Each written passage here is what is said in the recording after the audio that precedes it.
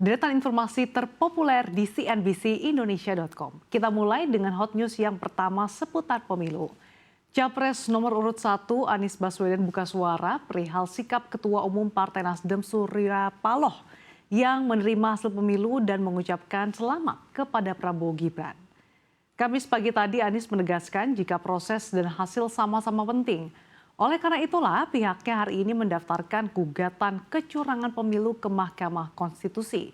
Anies mengungkap Timnas Amin melaporkan ke MK lantaran ada banyak masalah yang timbul sepanjang pelaksanaan pemilu. Mulai dari kebijakan, aturan hingga eksekusinya. Ketika ditanya awak media terkait sikap Nasdem yang menerima hasil pemilu, Anies mengaku menghormati sikap partai politik.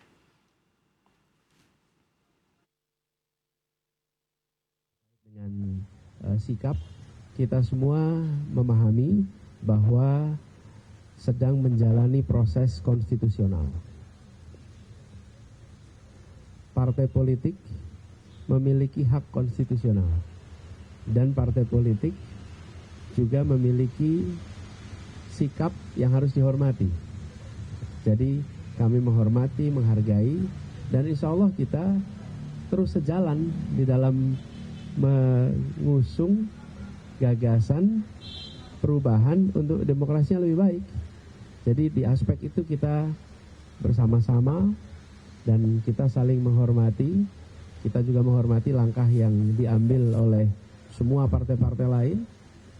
Dan harapannya nanti kita akan melihat demokrasi kita bisa lebih baik, ya. Hot news berikutnya masih seputar Pilpres, di mana Capres nomor urut 3 Ganjar Pranowo juga buka suara terkait sikap dan pernyataan Ketua Umum Partai Nasdem Surya Paloh. Sama seperti Timnas Amin, TPN Ganjar Mahfud juga menemukan beragam dugaan kecurangan pemilu. Laporan komprehensif telah disiapkan dan akan segera diserahkan ke Mahkamah Konstitusi besok atau lusa. Sementara terkait sikap Nasdem yang menerima hasil pemilu, Ganjar pun turut berkomentar. Menurut Ganjar, partai politik memiliki sikap sendiri-sendiri, ia mengaku menghormatinya dan hal ini sah adanya.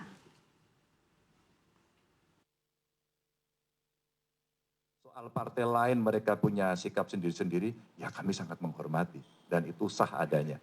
Maka setelah ini pun nanti kami akan berkomunikasi lagi kepada beliau-beliau. Rasanya ya fatsun politik itu mesti kita lakukan. Hot news berikutnya informasi seputar kasus korupsi pertambangan. Perusahaan BUMN PT Timah Tbk atau TINS terseret kasus korupsi setelah Kejaksaan Agung menetapkan 14 orang tersangka korupsi. Mereka diduga korupsi dalam tata niaga komoditas timah, wilayah izin usaha pertambangan atau IUP PT Timah Tbk tahun 2015 hingga 2022. 2 dari 14 tersangka adalah mantan dirut mantan Direktur Keuangan PT Timah Tbk. Kasus ini mengungkap dugaan pengumpulan biji timah yang ditambang secara ilegal.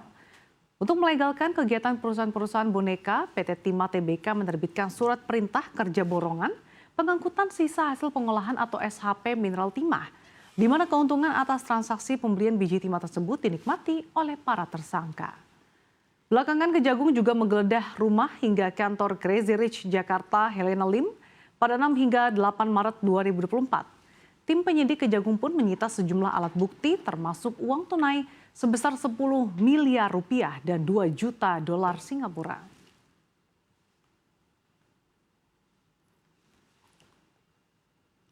Kita ke informasi lainnya. Selama beberapa hari terakhir Jakarta dilanda panas ekstrim.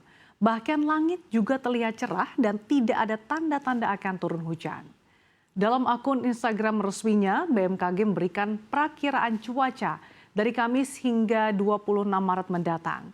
Ternyata sejumlah kawasan di Jakarta serta kota-kota sekitarnya masih akan mendapatkan hujan selama beberapa hari ke depan. BMKG juga menyinggung terkait siklon tropis Nevili. Siklon itu berada di Samudra Hindia Selatan, Jawa Tengah. Pertumbuhan awan hujan dilaporkan juga aktif karena adanya dinamika pada atmosfer.